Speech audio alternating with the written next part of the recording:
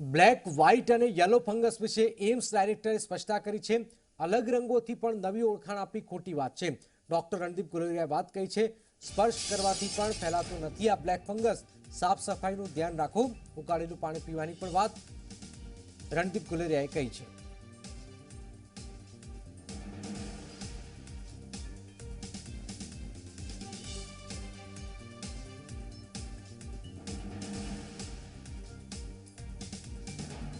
ज़्यादातर अभी जो देखा जा रहा है वो म्यूकरमाइकोसिस है, ओकेजनली कैंडिडा इन्फेक्शन और एस्परजिलस इन्फेक्शन लंग्स में पाया जा रहा है।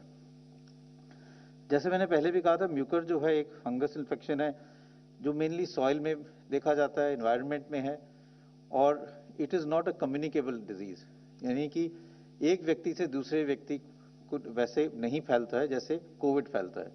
तो अगर एक व्यक्ति जिसको म्यूकरमाइकोसिस है वो और किसी व्यक्ति के साथ बैठा है तो ऐसा नहीं है कि उसको फंगल इन्फेक्शन उससे फैल जाएगा। तो ये समझना बहुत ज़रूरी है। दूसरा ये समझना ज़रूरी है कि ये जो फंगल इन्फेक्शन है 90 to 95% जो पेशेंट्स हैं जिनमें पाया गया है उनमें या तो डायबिटीज़ है या साथ में स्टीरॉयड यूज़ किया गया है। जिन लोगों को डायबिटीज़ नहीं थी या जिन लोगों को स्टीरॉयड्स नहीं दिए गया उसमें ये बहुत रेयरली देखा गया है। It is not uncommon.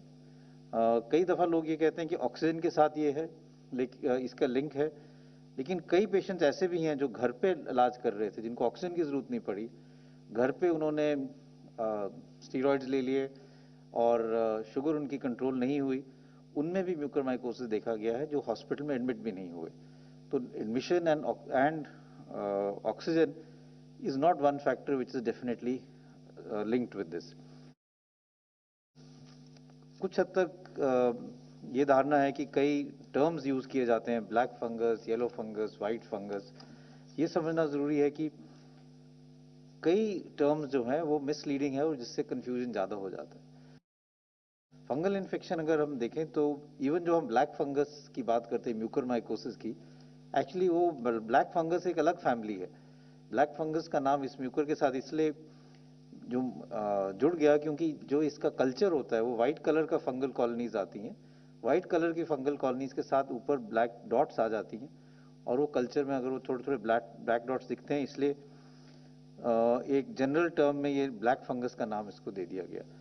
लेकिन अगर हम फंगल इन्फेक्शंस की बात करें तो इन जनरल जो हम फंगल इन्फेक्शंस देखते हैं वो या तो म्यूकरमाइकोसिस होते हैं जो हम आजकल कह सकते हैं बहुत ज़्यादा देखा जा रहा है, और फंगल इन्फेक्शन है जैसे कैंडिडा है, एक और fungus infection aspergillosis, Cryptococcus, histoplasma, और एक और होता है कॉक्सिडोमाइकोसिस। इस टाइप के फंगल इन्फेक्शंस हैं।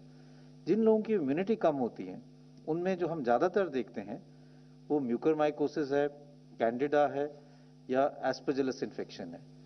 म्यूकर का आपको पता ही है कि ये एक फंगस है जो अब ज़्यादा देखा जा रहा है, स्पेशली कोविड के साथ अगर स्टीरॉयड्स और डायबिटीज़ जुड़ा जाए। और ये जो फंगल इन्फेक्शन है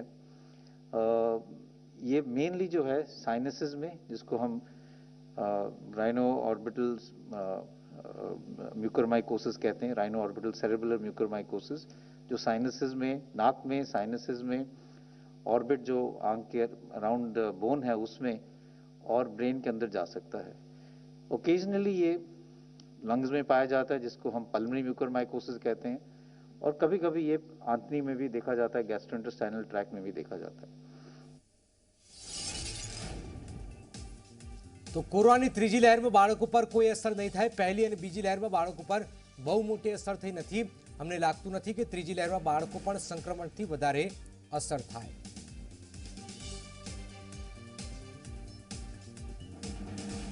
तो अगर हम डेटा देखें फर्स्ट वेव का, सेकेंड वेव का, तो डेटा बहुत सिमिलर है और ये यही दर्शाता है कि जो बच्चे हैं वो प्रोटेक्टेड रहते हैं, उनको कम इन्फेक्शन होता है, और अगर इन्फेक्शन भी होता है तो बहुत माइल्ड रहता है।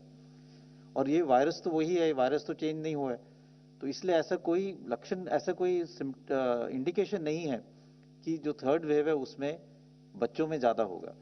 और ये इसलिए, जिसका एक हाइपोथेसिस वो ये है कि जो वायरस है वो एस रिसेप्टर्स के साथ बॉडी के अंदर एंटर करता है और बच्चों में ये रिसेप्टर्स रिलेटिवली कम हैं एज कम्पेयर टू अडल्ट्स।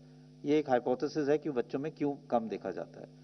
लेकिन अभी तक जो डेटा है दोनों वेव्स का, उसमें बच्चों में ये कम पाया गया है, इसलिए ऐसा नहीं लगता कि बच्चों में आगे जाके पाया जाएगा, आगे सीवियर इन्फेक्शन होगा या ज़्यादा इन्फेक्शन होगा।